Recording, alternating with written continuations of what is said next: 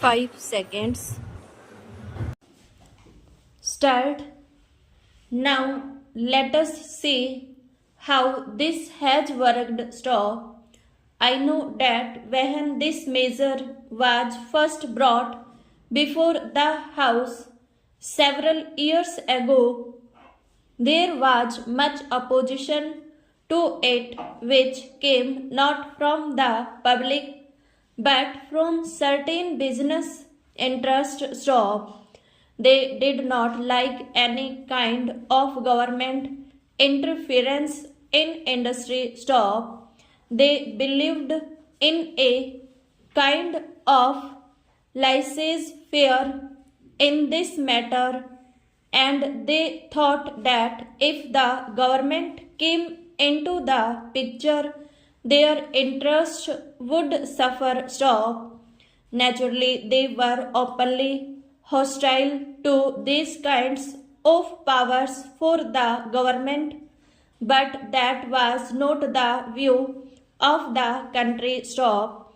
I think that by and large, public opinion was in favor of government controlling industries, not the type of control that we had at the time of the World War, but a type of control which sets before itself certain objectives, and as the objectives became clearer and clearer. Stop. As the government pronounced itself more and more in favor of industrialization in the country, public opinion strongly veered round that particular point of view of the government in this matter, which that government should have control over our industries. Stop. But it is the government which has not lived up to its promises. Stop. I think that in some respects they have let the people down, and the expectations of the people have been belied. Stop. Stanza. Now take for instance the period between 211, when the measure was first adopted, and now. Stop. What do we say? Stop. We do not have compact figures for the entire period. Stop. We have got only certain figures with regard to this matter. Stop.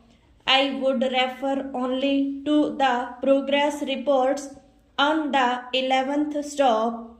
5-year plan. Stop. There you will see that the government had not taken any very effective steps for the development of the public sector. Stop.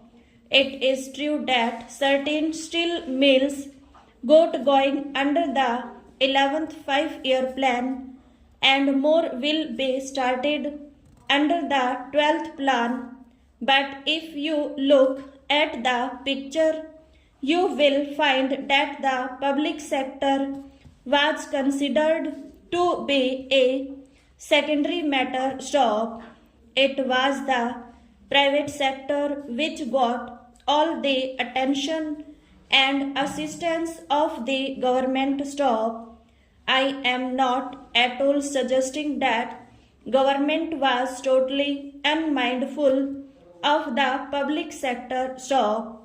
What I am saying is that when the government entered into the picture, it did not give to the public sector the attention that it deserved. Stop. I think that the Honorable Minister us as explanation not only as to why such a thing happened, but also as to what steps he is going to take with a view to changing the pattern of such development. Stop.